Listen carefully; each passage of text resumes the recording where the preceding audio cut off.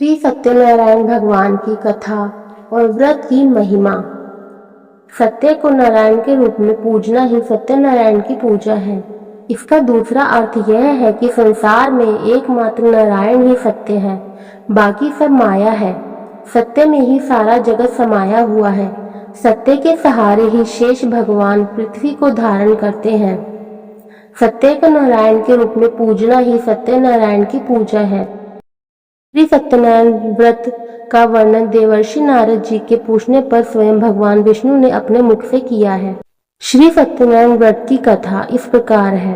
एक बार योगी नारद जी ने भ्रमण करते हुए मृत्यु लोक के प्राणियों को अपने अपने कर्मों के अनुसार तरह तरह के दुखों से परेशान होते देखा। इससे उनका संत हृदय द्रवित हो उठा और वे वीणा बजाते हुए अपने परम आराध्य भगवान श्री हरि की शरण में हरि कीर्तन करते क्षीर सागर पहुंच गए और स्तुति पूर्वक बोले, हे नाथ, यदि आप मेरे ऊपर प्रसन्न हैं तो मृत्युलोक के प्राणियों की व्यथा हरने वाला कोई छोटा सा उपाय बताने की कृपा करें।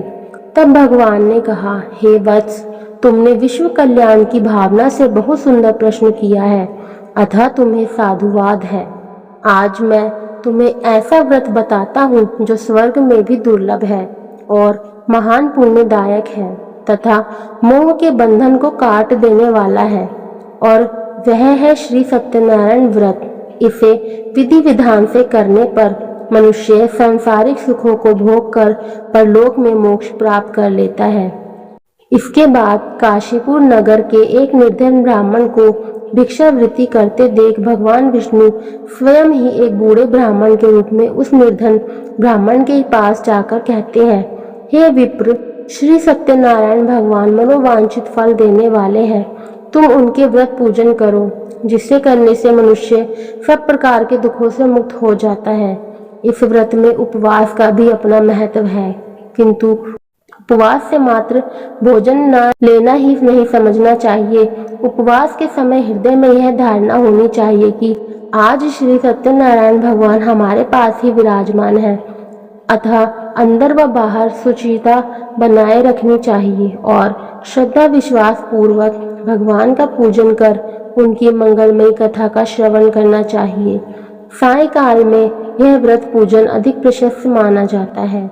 श्री सत्यनारायण की कथा बताती है कि व्रत पूजन करने में मानव मात्र का समान अधिकार है, चाहे वह निर्धन, धनवान, राजा हो या व्यवसायी, ब्राह्मण हो या अन्य वर्ग, स्त्री हो या पुरुष। यही स्पष्ट करने के लिए इस कथा में निर्धन ब्राह्मण, गरीब लकड़हारा, राजा उल्कामुख, धनवान व्यवसायी, साधु वैश्य, उसकी पत्नी लीलावती, पुत्री कलावती, राजा तुंगध्वज एवं गोपगणों की कथा का समावेश किया गया है। कथा सार ग्रहण करने से यह निष्कर्ष निकलता है कि जिस किसी ने सत्य के प्रति श्रद्धा विश्वास किया, उन सबके कार्य सिद्ध हो गए। जैसे लकड़हारा, गरीब ब्राह्मण, उल्कामुख, गोपगणों ने सुना कि यह व्रत सुख, सौभाग्य, संतति, संपत्ति और सब कुछ देने वाला है, तो सुनते ही श्रद्धा, भक्ति तथा प्रेम के साथ सत्य व्रत का आचरण करने में लग गए और फलस्वरूप इस लौकिक सुख भोग कर परलोक में मोक्ष के अधिकारी हुए। साधु वैश्य ने भी यही प्रसंग राजा उल्कामुख से विधि विधान के साथ सुना, किंतु उसका विश्वास अधूरा था, श्रद्धा में कमी थी। वह कहता था कि संतान प्राप्ति पर सत्यव्रत पूजन करूंगा। समय बीतने पर उसके घर एक सुंदर कन्या ने जन्म लिया। उसकी श्रद्धालु पत्नी ने व्रत की याद दिलाई तो उसने कहा कि कन्या के विवाह के समय करेंगे। समय आने पर कन्या का विवाह भी हो गया, किंतु उस वैश्य ने व्रत नहीं किया। वह अपने दामाद को लेकर व्यापार के लिए चला गया। उसे चोरी के आरोप में राजा चंद्रकेतु द्वारा दामाद सहित कारागार में डाल दिया गया। पीछे घर में भी चोरी हो गई। पत्नी लीलावती व पुत्री कलावती भिक्षावृत्ति के लिए विवश हो गई। एक दिन कलावती ने किसी विप्र के घर श्री सत्यनारायण का पूजन होते देखा और घर आकर माँ को बताया।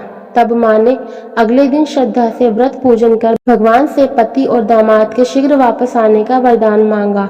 श्री हरि प्रसन्न हो गए और स्वप्न में राजा को दोनों बंदियों को छोड़ने का आदेश दिया। राजा ने उनका धन धान्य तथा प्रचुर द्रव्य देकर उन्हें विदा किया। घर आकर पूर्णिमा और संक्रांति को सत्यव्रत का जीवन पर्यंत आयोजन करता रहा।